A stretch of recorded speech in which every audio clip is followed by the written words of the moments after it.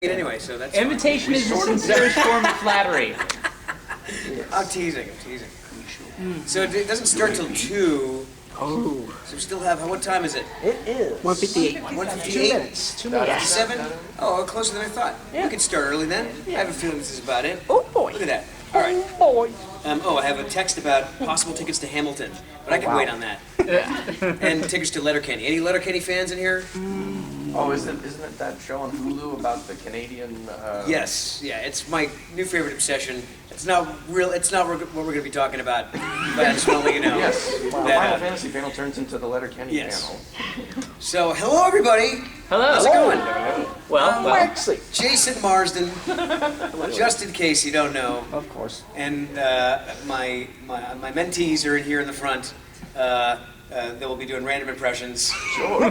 Probably have nothing to do with what we're talking about. Radio announcer. Sure. Why not? Oh, my boy, Burton. But we're here to talk about the video game Final Fantasy 13.2. Are we familiar with this game? My friend is. No, we have no in the front. Anyone else? No? We're just here to Well, here's the best thing about this panel specifically about Final Fantasy 13.2 is I don't know anything about the game. And I worked on it for 8 months. Wow. So I was hoping that there'd be someone who was familiar with the game that could tell me what it was all about, because I know there was time travel involved. Okay. And that's about it. That's all I know. There's time travel. If I was familiar with the game, I probably could tell Check you on the because YouTube I'm channel. On continuity guy. YouTube. I know. I guess I gotta do research. Yeah, on the YouTube. But If I They was always familiar post with stuff. If I was familiar with the game, I probably could tell you everything because I'm a big continuity nut, but I'm not familiar with the game, so I know next to nothing. all right, understood. Yeah. How are you girls doing? Good. Good. Are you like? I don't know why we're here. We thought this was gonna be the fan fiction writing panel. The Goofy. Talk about the Goofy movie. We're here for you. For me, yay! Yeah. Literally, quite literally. We move like one row up just so we're not make it consistent. Let's form a communion. Maybe it'll be more warmer in here. Let's form a goof troop. I saw your T-shirt earlier. That's Let's see. from Kumbaya. Casablanca. Kubaya. My brain. Come on. Peter Lorre story. Oh wait, what's going on there? It's gorillas. Oh yes, Yeah, so love there's like a gorillas. poster of it. Oh, but dig then- it. Yeah. Dig it. I'm ready to start? Sure, darn right I am. Thank you. This is Tristan, everybody. Hi, Tristan. Tristan picked me up from the airport yesterday. Chauffeur. No, I can project. Everyone can hear me? Yeah. All right, yeah, cool. Oh, you got a Soot Sprite. That's a giant Soot Sprite. That's like all the Soot Sprites formed one Soot Sprite. That's great. So, all right, because I actually talk about Final Fantasy 13.2 a little bit, just because that's what's on the Agenda. That's the name of the panel. It's the agenda. Want to throw that, but for those who are interested in voiceover, maybe you'll find this interesting. So we all know that it's a video game, and as a voice actor, you don't just do animation, or commercial radio stuff, but you get to do video games, and it's fun. This game in particular, it was kind of fun for me. It was challenging because usually, they record you and they do the animation to your voice. It was kind of like that in this sense, but for this particular game, they had already recorded the Japanese performer first. They didn't necessarily do the animation, but the Japanese performer was recorded first, and for some reason I had to match not his performance, but his timing. So if he said a line quicker than my natural delivery, I had to alter my delivery to fit it into this, and they were like militant about it. Synchronization. Wow. It took a long time, and it was not fun because then I had to, I talk fast anyway, but it's restrictive to have to alter your performance into this tiny little space. So it wasn't a whole lot for creativity. Plus the fact that, we're jumping around the game so much. The script was like this thick. Luckily, I had a great director and producer that was kind of walking me through it. And I worked by myself. When you do video games, you usually work alone. Not like you work on a cartoon. Sometimes you work alone, but for the most part, if you're lucky, you get to work with a group. Ensemble. You get to feed off of each other. You get an ensemble. This one I was just by myself. And Laura Bailey, who's one of the voices in it, and Robbie Damon, and all these other cats and kittens that were in the show. Nice. Like, we would just write, lewd notes to each other on the street. It was like hellos. Oh, really? And there was one situation where Laura Bailey's character had to mimic a line that my character, Noel Kreis, had to say. And the director's like, if you want to mess with her, you can do whatever you want. The line was, we need to save the future. Okay. It was supposed to be kind of intense. We need to save the future. And I think she was supposed to copy it for whatever reason. And she had to copy my exact performance. So I went, all right, let's do it like this and tell her this is the take you kept. We have to save the future. And they said they played it for her, and she's like, Okay. really? Yes. Oh dear. I think they might have made her do it before they let her off the hook. Flaps. Well, other than that, I don't know anything about the game except You were in it. I was in it, and it was a good time. And people, I do a lot of these cons, and people will like bring up a lot of obscure things that I've done on the regular. Final Fantasy, not so much. It's like a sporadic thing. Is it? Are we Final Fantasy players at all? Yes. Okay. So I know it seems like every chapter is very different from the last, right? I guess. Sort of. If you So go I've to been like really told. early stuff, a lot of that's related, and then like a lot of the later stuff is related, but a lot of the middle is just like completely different worlds. Okay. A girl I was dating when we were courting, as a gift, she bought me Final Fantasy X for my PlayStation. And I could not figure that out. I was like, when do you start fighting? It's a lot of questions to answer and stuff. That was probably the biggest issue that a lot of Yeah? gamers had, because there's like nothing but movies, and I'm like, I want to play my game, not watch it. Is that what, yeah, okay, so I wasn't alone in that. All right. Gotcha. While we're here, before we move on from Final Fantasy 13.2, which is the title of this panel, is there any questions you guys want to know about that situation in particular, or did we cover it? Yes, Hamburglar, not Hamburglar, what are you? I'm the personification of the comics and cartoons board on the website 4chan. That was my next guess. But I could see why you could confuse it with Hamburglar. Well, the mask. Fedora is and the Hamburglar. fedora, yes. What's your question? What's your name, man? My question is, I know like generally in video game performances, there's like different like death sounds that you have to record. Yes. So, was that your experience in Final Fantasy 13 Part 2? No, and there was more dialogue than action stuff, I would say, in memory. In fact, I remember mostly dialogue situations than I do the action stuff. There are video games where like you're literally spending the last 2 hours or maybe like a whole session. The session is up to 4 hours just doing stuff, and it could be random. It's like, all right, and you have to do like a series of 3. So it's like, all right, Jay, your character's being punched in the face. Give me a small, medium, and a large. All right. All right, now you're punching someone. Give me a small, medium, large. All right. All right, now you're being electrocuted. Small, medium. All right, now your arm's being torn off. You're being hit in the head with your own arm. I mean, it goes. You're throwing a punch with your right arm. You're throwing a punch with your left arm. You're kicking. You're jumping. You're falling. You're hit. You're being stabbed. Oh, God. Being punched in the stomach. I mean, they cover all the gamuts, and then you're just. And by the end of it, your voice is completely, blown out. Oh boy. But no, not so much on that. There was a. So, does anyone watch Young Justice? Yes. Let's move on for stuff. Okay. Yes. So I play the voice of Impulse. Bart Impulse Allen. It's all crash. Yeah. Boom! I just ran around the building. That's how fast I am. Didn't even see it because I'm a speedster. Yeah. But hi, my personal photographer. Go just this side of my face. I know.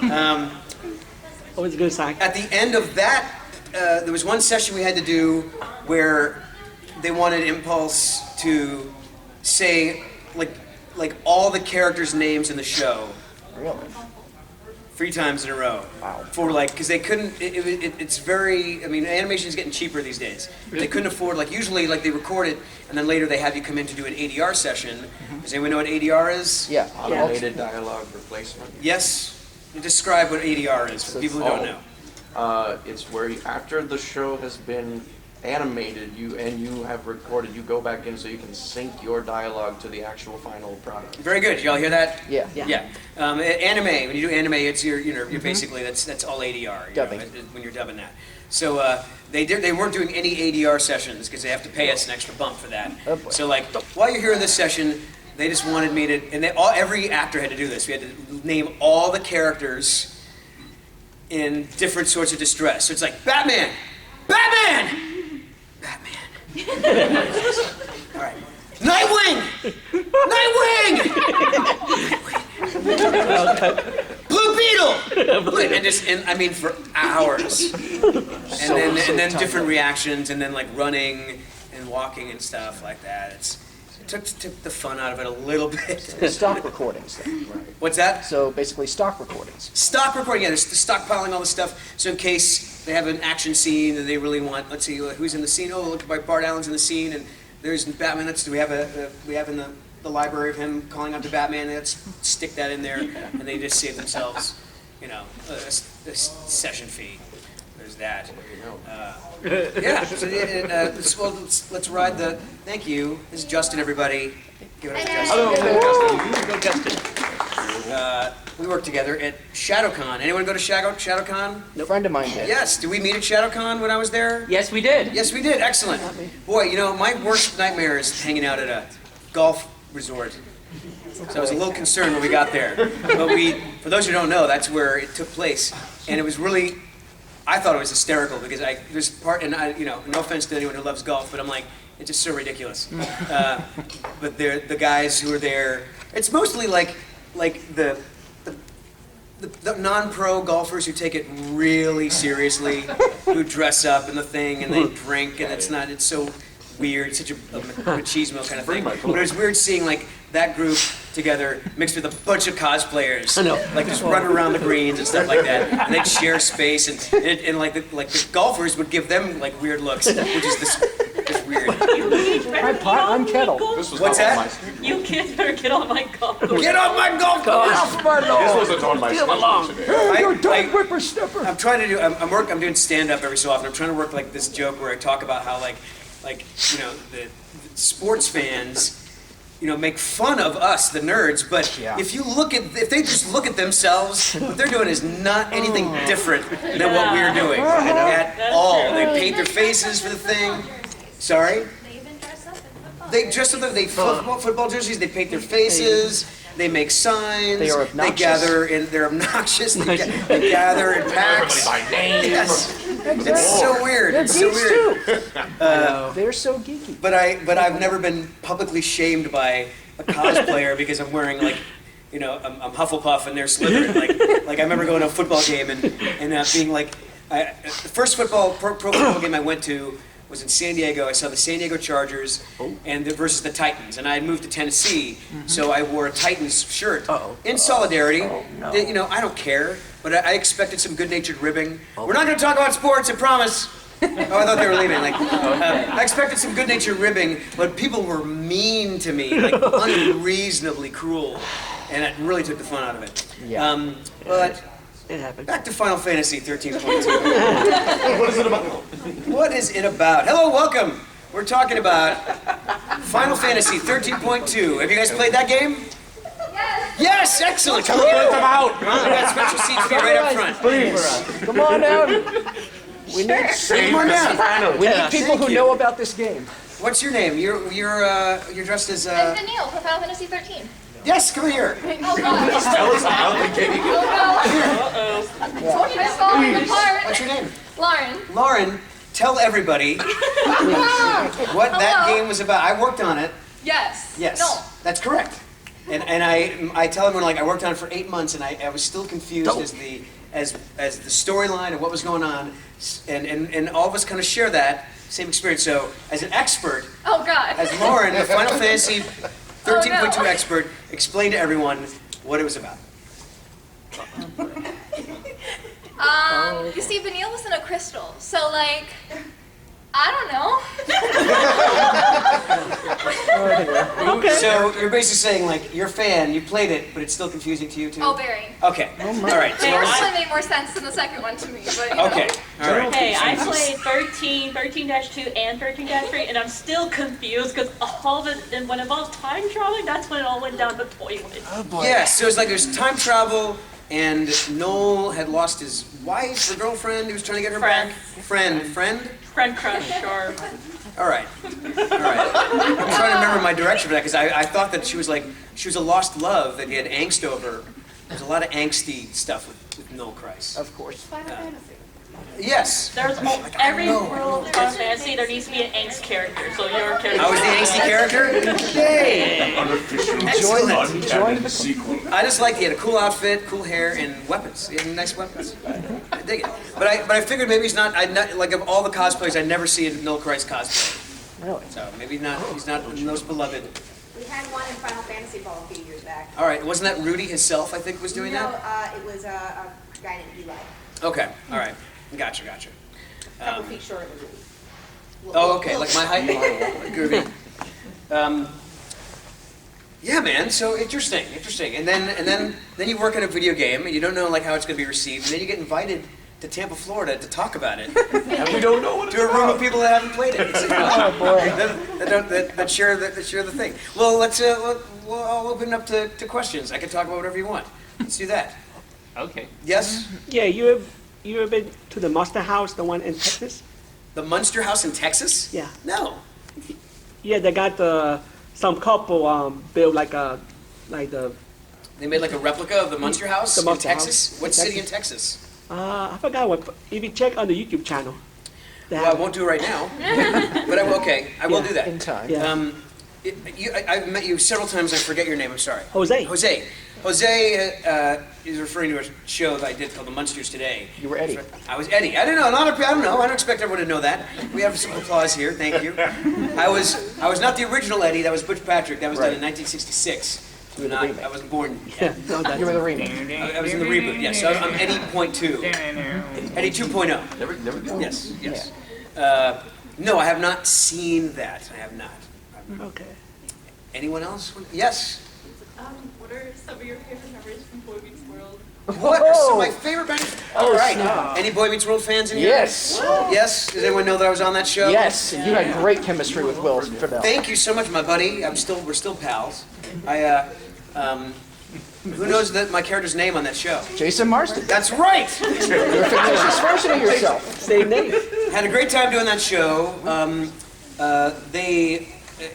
This rarely happens. It hasn't happened it hasn't happened lately. But they offered me that role. They wrote it for me. I did a show for the producer a season before called Almost Home, which is sort of like it was a reboot of a show called The Torkelsons. They got rid of some kids, brought in some new kids. It was me and Brittany Murphy, and they made it like a Who's the Boss kind of thing. That show didn't do too well, so they moved on to Boy Meets World, and then they actually read for Will Friedle's character Eric. I was like, yeah, I've worked plenty. I'll give this kid the job. No, he earned it fair and square. But I had a great time. I solidified some friendships on that. It's great to be part of something pop culture-y, and I love that they wrote the part for me and then further named him after me. There's a scene where Mr. Feeney has to say my last name. Mr. Marsden. Yes. And the writer's like, do you mind if we just use your real last name?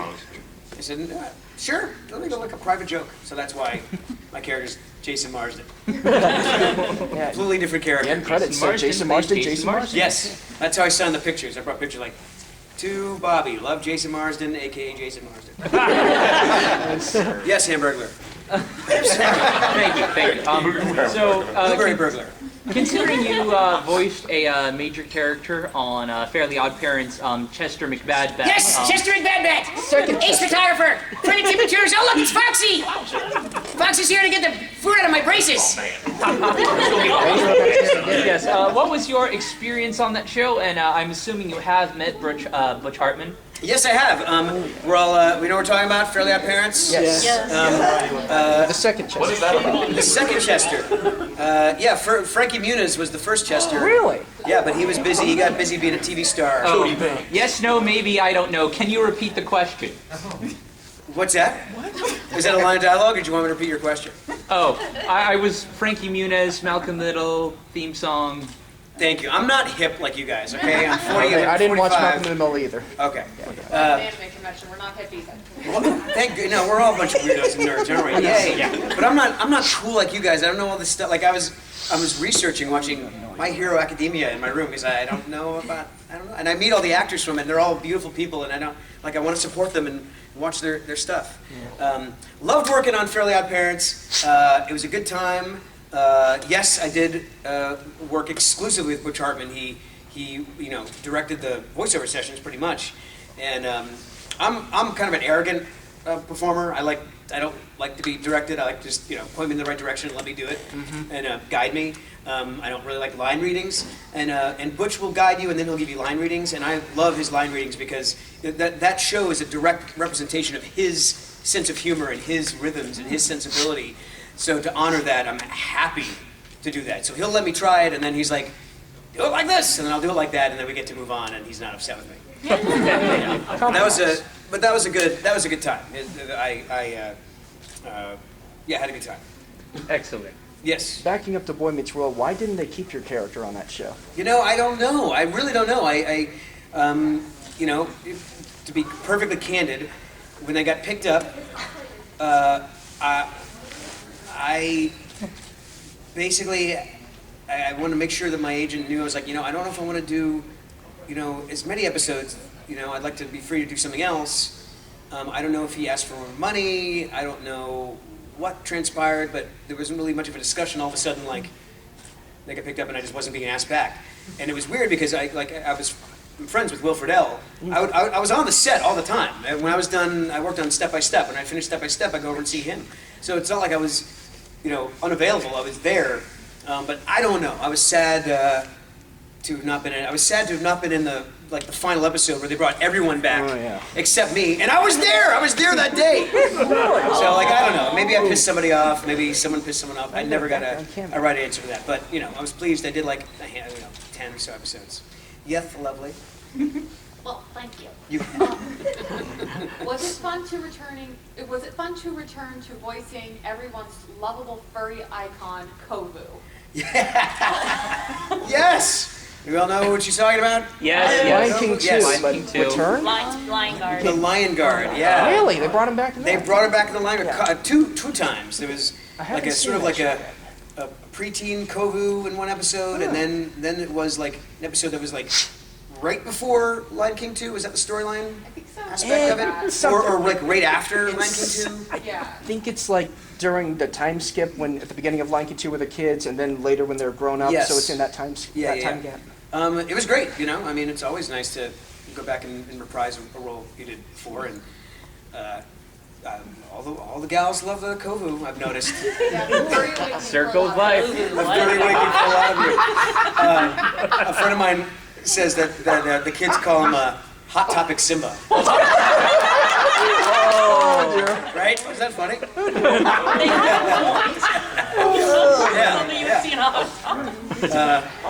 That was cool. That was a good gig. When I wasn't. So if you'll notice, most of my career, if you really dive deep, you'll notice I always join the cast of a second season of something, or I replace another actor. Nobody ever hires Marsden right off the bat. They have to get someone else and then realize that I can do it better. So that was really arrogant that I said that on camera, and it's partly true. But I believe, Lion King 2 is no exception. Lion King 2, I think it was John Cusack that was doing Kovu. Yeah. Well, yes. I don't know why you're laughing. It's funny that you're laughing. I love John Cusack. I don't know what. But a teenage or a lion version of Scar is John. Maybe they didn't. I don't know. I don't know. We gotta get the nearest celebrity. Get him in here. And then that didn't work, and they got Marsden. Doing Grosse Point Blank. Get Jason Martin. Yes. I'd love to do it. I'd love to see another Grosse Point Blank. But yeah, had a good time, and I love how much joy Kovu gives to all the the Awakenings. Yes. So in the spirit of Halloween, what are your favorite memories from doing Hocus Pocus? Oh my goodness. That's a classic. Well, first I have to establish that we all recognize that that wasn't me in the beginning of the movie as human Yeah. Thackeray, What? right? No? Right, it was No, just oh, hi. Okay, just the just- cat. the woke. He's woke. I've been awoken now. That was the amazing Sean Murray, who you can watch on CSI. and what's NCIS. NCIS, thanks. In Salem. Yes. NCIS in Salem, Sean Murray. So the movie was done. It was in the can before I joined the cast. Really? So I didn't really get to work on it until afterwards. However, when I was doing Boy Meets World on the Disney lot next door, they were shooting Hocus Pocus. And I knew Omri Katz. We worked on a TV show together called Erie, Indiana. Anyone watch Erie, Indiana? Heard of it. I'm very proud of this. I highly suggest you give it a look. I think you can watch it on Amazon Prime if you have Amazon Prime. It's like a kid's Twilight Zone. It was on in the early 90s. It was really well done. Joe Dante, who directed Gremlins, was part of it. It was really well done. And I came in the second season, joined the cast of the second season, probably killed the show. It only lasted 6 episodes. But I played a great character. Anyway, I worked with Omri on that. So I would go over the set and visit and say hi. And I was on the set when the witches are chasing after them in the car. And I was on the set where they had the witch's house. It was a sound stage. It was beautiful. Cool. Wow. And then, in fact, I did audition to play Max, Omri's character. Okay. And then they finished the movie, and as things happen, they change things all the time in movies. They're like, I don't know if Sean's voice is working out. I think Sean was using his own voice. And they're like, yeah, Binks is supposed to be a 300-year-old cat from colonial Salem. He should have an old world sort of sound. Maybe, European immigrant, and most likely. So they auditioned. I booked it, and then I had to go not just loop dub Binks, but I had to go loop Sean as well. So most of my memories are in a soundstage, looking at a big giant movie screen. Okay. I did get to work with Kenny Ortega, who's the director of the movie, and had a good time. My fond memories are just like the serendipitousness of it. Working next door and being on set and then being part of it, and then it gets released in 1993 in July. Came and went, and then 25 years later, y'all are watching it every Halloween like I watch A Christmas Story. I mean, it's a trip, and it gets more intense every year. I've noticed, and I did a gig in Salem, Massachusetts, a couple weeks ago for the first time.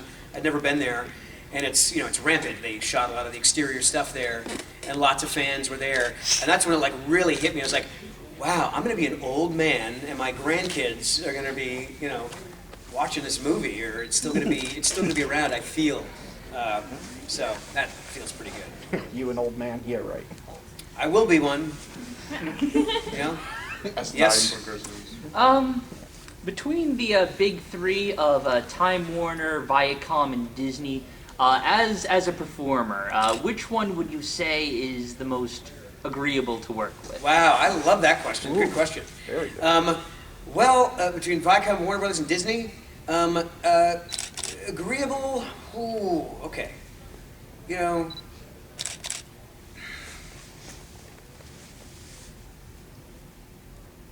I'm not censoring myself. I'm just trying to think of the proper answer for this. I have a lot of fun working on Warner Brothers stuff because it's they always have a full cast with you. No matter how many celebrities they had. I worked on Static Shock, Young Justice League, The Batman. the Batman, but there was always a full cast. Disney, for some reason, it was always by yourself. Really? And I'm like, why? They're like scheduling. I'm like, scheduling? Because they always have a lot of celebrities come in. But Andrea Romano, the fantastic voice director of Animaniacs, Yes. great, and Static Shock, GCN. Batman. Oh yeah. I mean, she always got Go Bucks.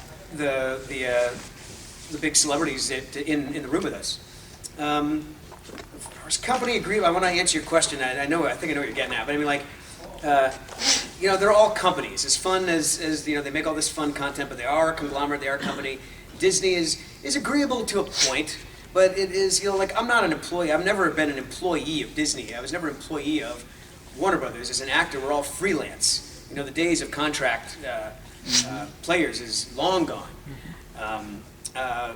And it's hard for me because I have a big heart, and I feel you work with somebody, and that relationship should be solid, whether or not you're working on something. I mean, that relationship was forged, but I feel like if you're not working on something for Disney actively, they just don't care about you.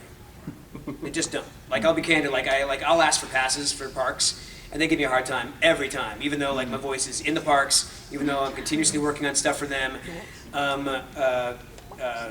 They always give me the runaround, and it's never the same answer.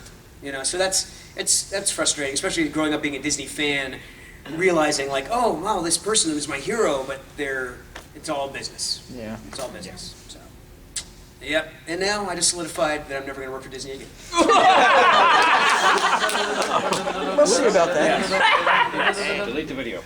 Yeah. Voice of Max will now be played by. No. Anyone else? Any other? Yes, young lady. Which dragon did you have more fun playing, Chase or Haku? Ooh. Well, very good question. I guess Haku. I mean, that was a big, sexy dragon.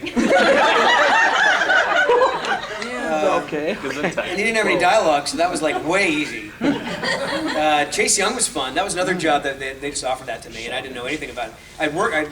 I'd read for this show before, that they, and Chase Young is a villain. Villains are always fun. You don't want to play a villain. A lot of scenery chewing. Very cool. As far as dragons go, I'm gonna have to go with Haku. Makes sense. Definitely. Chase had a very cool voice. Yes, he did. Agreed. Yes. I would like to talk about. Yes, go ahead. To talk about the time you worked on Peter Pan and the Pirates. Yes. With one of my all-time favorite actors, Tim Curry. Tim Curry. Yes. Captain Hook. I got a great Tim Curry story for you. For those who are unfamiliar, Fox acquired. Fox Kids acquired the rights to Peter Pan. By the way, Disney didn't create Peter Pan. No. It was J.M. Barrie. J.M. Barrie. Disney made it popular, that's for sure, but Fox did their own version of it. And I played Peter in that show. We did 88 episodes. Again, wasn't the first actor. The first actor was Dana Hill, who was also the voice actor for Max in Goof Troop. Cool. Well, see, that makes sense at least. Not John Cusack as Kovu. Yes. But Dana was Peter, and Dana's female, and like Tara Strong, female doing a male character, and I think they wanted an authentic male. And but yeah, it was great. I was 16 years old, and it was me and Tim Curry and very young Josh Keaton. Wow. Aaron Lohr, who was Max's singing voice in a Goofy movie. The late great Ed Gilbert, who was like the current voice of Baloo and Tailspin, yeah. Michael Bell.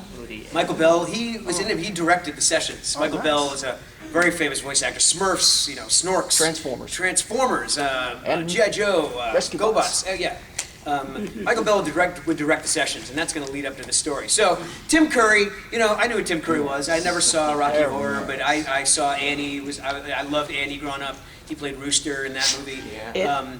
That was afterwards, but yeah. But Tim, I don't know if Tim just didn't like children or didn't like me. I would try to talk to him, and he was just very aloof. I mean, to be candid. But we'd be in sessions. We'd be in a room, and the room was very tiny. And every so often, like a paperclip would bounce off our heads, and Tim would be throwing paperclips at us, and pretending he didn't. So I'm like, all right, maybe he does like us. Maybe that's his personality, so he's just messing with us. So, it's a full room. It's adults and kids. It gets a little noisy. Michael Bell is directing. It's Captain Hook's next line. Tim Curry I think he won an Emmy for that role. But Tim is about to perform. We're very noisy. The director gets on the button and says, all right, everyone, please be quiet. An actor is working. And my stupid 16-year-old self went, where? And Tim Curry looked me dead in the eye and went, over here, fuckhead.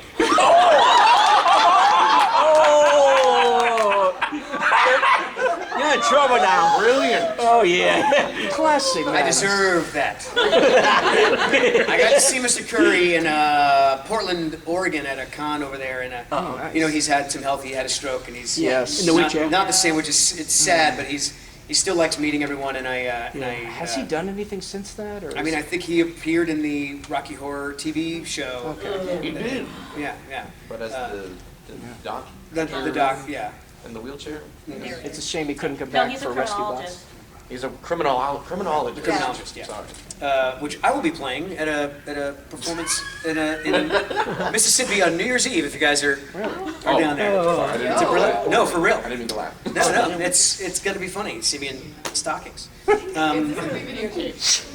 hope not. No.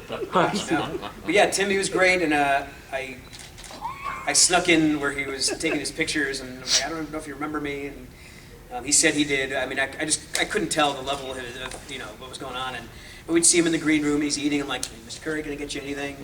It took him a long time to respond because the stroke was really affected what was going on there. But yeah, that was a good time. Charlie Adler's been really helping him out. Yes, he has. Charlie Adler, yeah, another wacky, crazy Oh my voice gosh. actor. guy.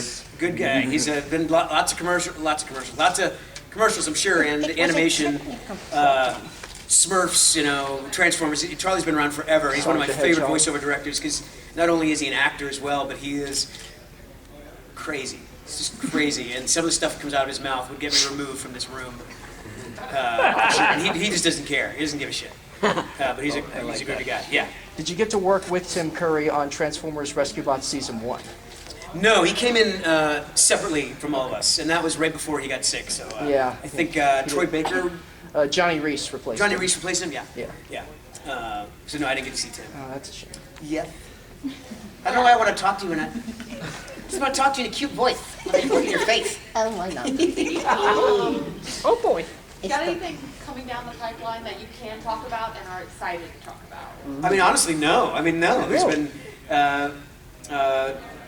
there's another season of Young Justice that got picked up. Yes. I did text Greg, our producer. I was like, so does this mean I'm gonna? And he's like, I don't know.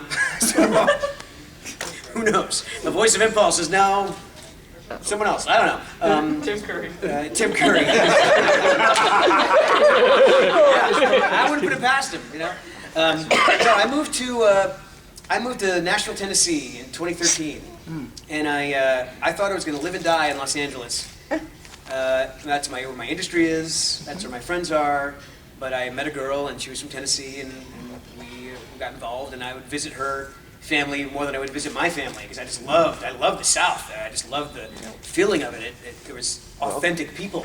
Welcome to the South. Blew my mind. We're like real people and wide open spaces, and there was no traffic. And the music scene, I was completely enchanted by. I mean, I'd seen my fair share of bands in LA. I love live music, but I mean, like people in Nashville, like will pour their guts out on stage for like 6 people, or people who aren't even paying attention. I'm like, how do you do that? I mean, I just completely fell in love. So, long story short, made a very long, hard decision. I chose to relocate to Tennessee, and I would commute to LA if I had to. I commuted when I was doing Rescue Bots and Young Justice, but when I would go back to LA, I couldn't help but feed on the aggression and the every man for himself mentality that was apparent in that city, and I never felt like this before, but I literally got homesick from my new home, which was Nashville. So I made a very tough choice. I knew it was going to happen. I knew if I exclusively stayed in Nashville, work was going to dry up for me, and that is exactly what I just refused to go to LA. Yes, it's voiceover. You can record anywhere. Disney will. Okay, Disney's very agreeable. Disney will record me anywhere. Oh, nice. Okay. Warner Brothers, I have to fly in. DreamWorks, I have to fly in even for a callback on my dime. So it's been very, very, very tricky. So I'm pursuing on camera again, and there's a lot of stuff that shoots in Atlanta, which is like 3 hours from me. A lot of stuff shoots in New Orleans, which is not too far. So I'm hoping to get in on that in that scene. I've done like, small commercials, and I did a voice in Realm Royale, that video game. But that's about it. Here's something down the pipeline I'm excited to share with you guys. Personally, I got interested in, I was fascinated by old variety shows in the 60s and 70s, like Dean Martin Show and Ronan Martin's Laugh-In, Hee Haw, you know, where it's basically, if you haven't seen it, it's basically like a charismatic host and a bunch of sketches and music, all randomized, no real flow to it. Carol Burnett Show, yeah, you got it. When I turned 40, I was like, you know, I want to throw myself a variety show. I know a lot of musicians and burlesque performers and comedians in Nashville, so we'll do that. I got a space and we did it, and everyone loved it so much. I just kept doing them, and now I'm trying to develop it as like a TV project. It's nothing that'll be on air. I stubbornly want to keep this in Nashville, by Nashville. So to keep the costs down, I'm pursuing like CBD is like a big thing down there, like a CBD company or an alcohol company, with something that's synonymous with like hip young music crowd, and get them to do product placement and produce shows you can see on their website or my website, that sort of thing. And then maybe it'll go on TV, I don't know. But that's something I'm excited about. Cool. Okay, Yeah. excellent. Yeah. Very cool. Yes. Very cool. Oh, well, my first question is, have you thought about distributing that online? So I assume that's yes. Yeah, I feel like if I have like a package of things, it's easier to like just hand over to a network instead of them having to produce. Like, look, it's already produced. You know, here you go. And other than Talking Tunes with Rob Paulson, have you ever appeared on any other podcasts? Yes, I've done a handful. I don't do a lot. I mean, I realized very quickly that some of them are very boring. Really? You know, I love podcasts. I'm a big podcast listener, and there's some podcasts. We podcast fans at all? Woo! Yes. I've been on a couple. Yes. There's some that just feel like you got invited to someone's basement and no one's talking to you. It's like, oh, well, thanks for inviting me over, but no, I'm not having a good time. And then there are some that are like really great, like gripping conversations. I mean, I get asked to do podcasts a lot because everyone's doing them, and it's just I kind of pick and choose. But I've done Talking Tunes and High Five the podcast is one of my faves. A buddy of mine runs that in Nashville. It's great pop culture. They mostly talk movies and TV, but I think they're very funny. And this is funny. They attracted me by talking about me in every episode. They'll be talking about a movie, and then an alarm will go off, like, oh, it's time for the Marsden Minute, and they'll talk about me and try to lure me onto the show. And I got wind of this, and I started listening, and I would write them, and then I finally went on their like 100th episode. And then now we're actually working together on something. So it's, you know, one thing leads to another. Yes. Have you ever thought about doing like some anime work? I would love to do anime work. Here's a little insight to the business. Anime is primarily non-union, and it doesn't pay a lot of. It doesn't not pay a lot of money, and it's a lot of work. I have such respect for the performers that do it. I would love to do it. Like I'm low maintenance. I'm not one of those actors that needs like, you know, I'm not doing this to be famous. You know, I'd love stability. You know, that'd be nice. You don't have to worry about where my next paycheck is coming from. But I like to perform. You know, but when you have an agent, and the agents they want to get their 10%. And there's not a lot of 10% on anime stuff. Plus, most anime is recorded in Texas. Funimation, that's all down there. Used to be in New York too. In New York, yeah. I'm trying to get into it, but and thankfully, I mean, the cons are great. I love traveling. I love meeting you guys. That's taking up a lot of time right now. That's what I'm focusing on. But I'll totally do anime. Are you kidding? I get so jealous when Monica Rial is like next to me. There are lines around the block for My Hero Academia, which I now get. It's like it's an amazing show. But I would totally do it. I'll do anything. I'll work on anything that's fun. Yeah. Oh, you both creeped up at the same time. I've already asked mine. You already asked me. Yes. Can we talk about Skyrim? Yeah, let's talk about Skyrim. What do you want to know? How was working on it, and like, did you enjoy the role? Okay, it's bittersweet, this story. Just to give you some insight. And this is probably another reason why I'm not working, because I talk shit about my own industry. But, Skyrim, another thanks to the folks that hired me for that. They just hired me. I didn't have to audition. They threw me into a room, and so when you're hiring a union actor, the rules are that you can hire them up to it's one rate for up to 3 voices. Okay. So I get there. They throw me in a room like. It's all good. Here's some dialogue on the plasma screen here. We'll just do it, a couple of takes. Just use your own voice. So I'm in there, and 2 hours later, I'm like, I think I just read 15 different characters. And sure enough, if you've played Skyrim, I'll bet you've heard me more than thrice. Yes. So I am not, I feel a little taken advantage of.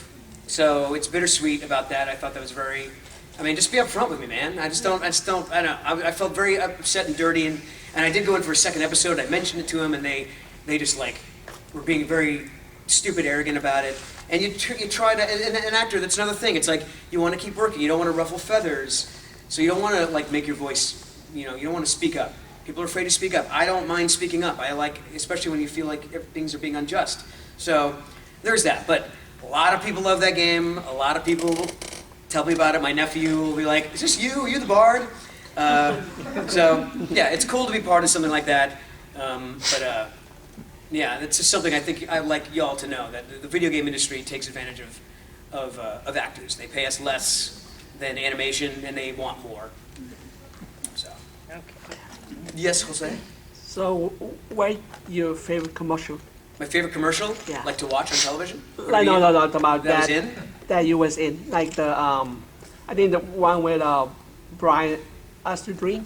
Wow, man, like, oh my gosh. Yeah. Yeah, that was an Eggo Minis commercial, I think. Yeah. Wow. Wow. Yeah, with Brian Austin Green and this other girl, I can't remember her name.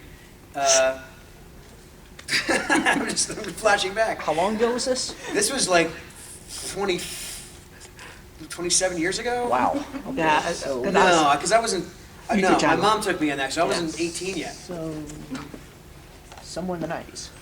Yeah, somewhere in the 90s. Wow. Favorite commercial I did a chocolate milk commercial. That was fun. I remember For the Rice Krispies too. I did a Rice Krispie commercial. Yeah, that was cool Yeah. as well. I have a funny story about that. Oh. Rice Krispie commercial. It's like a montage of things within the 30 seconds, and I'm just this crazy kid who's like, it's like in this palatial home. And I'm so excited that my Rice Krispies are talking. And so like in completely fast motion, I'm like jumping, I'm on the top of the stairs, I'm over here, da da da, and then it cut to my dad, who's like, yes, but what are they saying? And it wasn't in a house, it was in like a school gymnasium that they made to look like a palatial, like rich person, like a mansion's, dining area. Okay. But in that commercial was another segment that featured the late great Jonathan Brandis and Leonardo DiCaprio. Oh, Leo. Yeah, Leo would always I'd always see him at commercial auditions. And he would be the guy who's like, hey Jay, did you hear about that bubblegum commercial? I'm like, yeah, who got that? He's like, I did. He wasn't being a dick about it. He just like really wanted you to be happy for him. That was just his way of doing it. We were kids, But there was a segment where it's a headless body holding the head and feeding it Rice Krispies. And Jonathan Brandis was the head, and Leo was the body. Yeah. Okay. Yeah. Wow. That's a good. Yeah, wow, I remember that now. That's a Halloween commercial. Oh, God. That's my favorite commercial. But that segment didn't make it into the commercial. I remember that because John's dad was like, yeah, they didn't, because John thought they might put it in another commercial, and John's dad was like, yeah, they didn't. Don't tell John. They're not going to use it. So Jack from Titanic was feeding Mosenrath from Aladdin. Yes, he was. Yes, he was feeling who? Mosenrath from Aladdin. Jonathan Brandis was the voice of Mosenrath in the Aladdin TV series. Oh, was he? Yeah. I didn't know that. Yeah. Oh, cool. He was like the coolest villain. Oh, nice. He was like an evil sorcerer. Great. Oh, John, I didn't know that. We had lost touch. Really? Yeah, good question, Jose. Yes. Going back in time. Yes. And back to Final Fantasy. To the Disney afternoon generation. Yes. Here we go. The Adventures of Gummy Bears. Yes. Bouncing here and there and everywhere. Gummy Bears. Talk about. I mean, it was a good cast. We had Rob Paulson, June Foray, Lorenzo Music, but the one I want to know. He's the reason why I want to get into the voiceover business is Corey Burton. Yes. Very good. Could you describe working with him, and was he as intense and as into microphones and into like characterizations as he was then, or as he is now, when you worked with him in the early 90s? Sure, okay. First cartoon I ever booked, I was 12 years old, Disney's Adventures of the Gummy Bears. Again, I was not the first kid they cast. Right. Who was it? The original kid was, I forget his name, but he went through puberty, didn't sound like a kid anymore, they had to recast, and I booked it. First cartoon ever, they were recording DuckTales right down the road, right down the hallway. DuckTales. I was such a big fan of DuckTales. So I'm in there, and also I was a fan of Garfield. Yeah. And the voice of Garfield was Lorenzo Music. Yes. And back in the day, like most Garfield, before he'd had this Saturday morning show, it was only like a random Thursday night special. Oh yeah. So I would get so upset if I'm ready to watch something on prime time. We didn't have DVRs and stuff. You had to wait. Right. Yeah. And like the regular show would be preempted with this multicolored special logo that would come in. I'd be so excited because I knew it was something for kids. Yeah. And it would be a Garfield special. Yeah. And then they would do a behind the scenes one, but they never showed Lorenzo Music's face. I don't know why. I think he always wanted to be shadowed in silhouette. Lorenzo Music was also, quick background, was also like a TV writer back in the day. He worked on Rhoda. In fact, I think he was in, was he in Rhoda or Mary Tyler Moore? Yeah. But he was Carlton the Doorman. Yeah, Carlton the Doorman. You only heard him as the doorman through the speaker. Real so I had no idea what he looked like. And there you're just a normal looking dude with, beard, hanging out, But I brought in my Garfield book for him to sign, and he drew an illustration of himself. And he's like, I've never done that for anyone. Wow. So I gave it to my uncle because he's a big fan, but I still have that. But it was June Foray, Paul Winchell, the original voice of Tigger. Yes. Replaced by Jim Cummings. Now voiced by Jim Cummings. Yeah. Pretty fast. And Corey Burton you asked about. Now Corey, super nice guy. And I was 12. I was asking him about all the stuff he had done. And he did impressions, and he worked on this project called Spitting Image.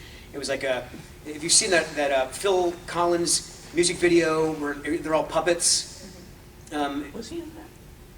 Well, no, but those particular puppets, they look like celebrities. They're very grotesque, very. Spitting Image. Spitting Image. They did a couple of TV specials. I think it was a UK production, but Corey did voices in that. He said he did like Tom Cruise and Sean Connery and stuff like that. Cool. But I had a Spitting Image book. I still have it. And he autographed that, but he wasn't intense. He was just a really regular dude, really nice guy. Maybe not intense was the right word, but because I've talked to many voice actors about him, because he is a very interesting case. Yeah, he's a nice to be a voice actor. At a young, he's an encyclopedia about old. That's more what I meant. Announcers and stuff like that. And Corey you can hear him at Disneyland, Disney World. Haunted Mansion. I don't know if he's doing Haunted Mansion. Is he? I thought at some point when they did the Nightmare Before Christmas overlay with Haunted Mansion, he did the Appreciate you. Thank you so much. Yeah, we got bad fanfic reading panel. Oh, dig it. Oh, he was the ghost. 10 minutes? Sorry. Thank you. Sorry, he was the ghost host. Awesome.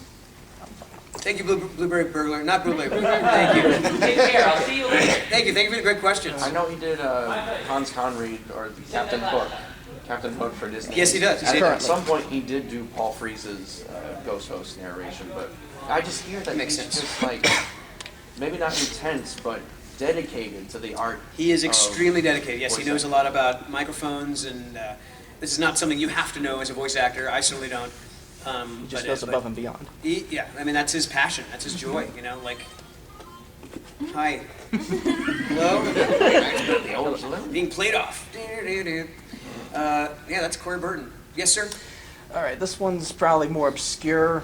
I'm probably the only one in this room that knows about this series. In the radio drama series Adventures in Odyssey, the character of Vance King was originally played by Jason Earls, and then somewhere along the line you came in. Really? Again? I thought I owned that role. Along the way, you came in and started voicing him, and I honestly think your version was a million times better. Hey, thanks. And then after the 14-episode storyline, The Ties That Bind, all of a sudden Jason Earls is back to playing him. What happened? I moved to there? Nashville, and I couldn't come back. And plus, it was a very it was fun, but it was a low payday. It wasn't. Okay. But Well, I didn't know that. Well, cool. Yeah. Yes.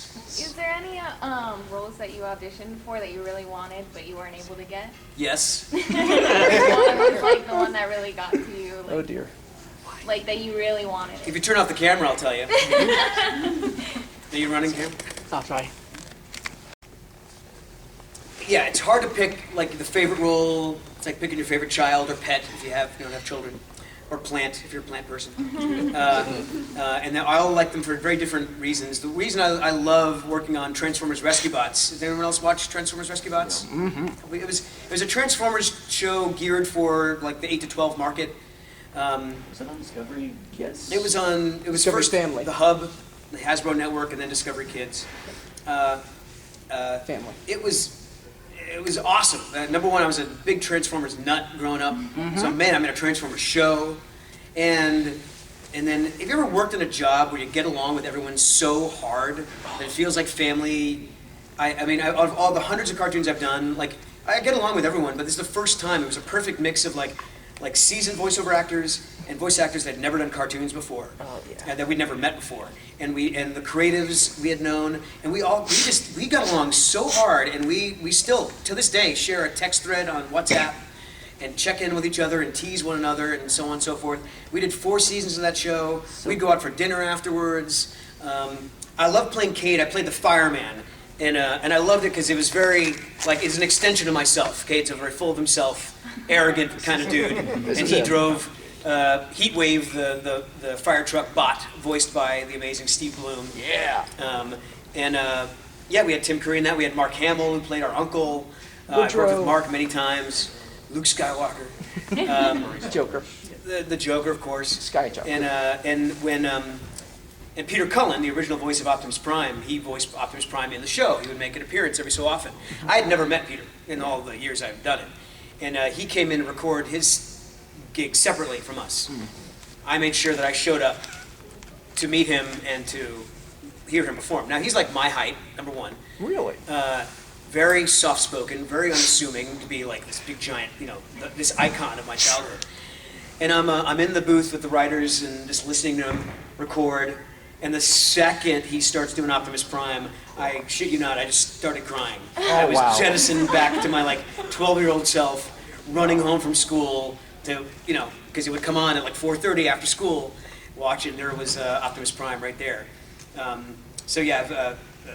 Lots of great memories doing that show. And not only did I do Cade, but they added some bots in the later seasons, and I got to voice one of the bots, Salvage.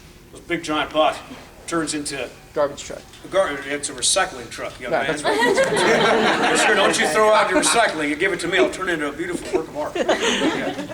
I was doing sort of like a Hank Hill, Billy Bob Thornton sort of thing with that. But that was a good time. Ladies and gents, thank you for being part of this Final Fantasy 13. Yes, it's still a mystery. Yes. Come back next year, we'll try again. Right? I will be signing things for you guys at 5 p.m. over in the merch area. And you're not obligated to buy anything. You can just talk to me, and I will sign one personal item of yours for absolutely nothing. I'll do that for you. Unless it's a Funko Pop, then we have to talk. I'm like, usually if it's it's like personalized, let it go. If it's like just your name, I'm like, it's going on eBay. And then I think that's all I have to do today. Yeah. And then tomorrow at 1 is. Yeah, the panel. Panel of voiceover for Animation Video Game Workshop, and we'll do a lot of Q&A stuff. And I might. I need to print stuff out. Yeah. I'll run you through the courses and make you feel like a voice actor, if you want. Cool. Dig it. Excellent. All right, I'm gonna leave the room. I'm just gonna walk out. Is that what we do? Yeah. All right, thank you guys.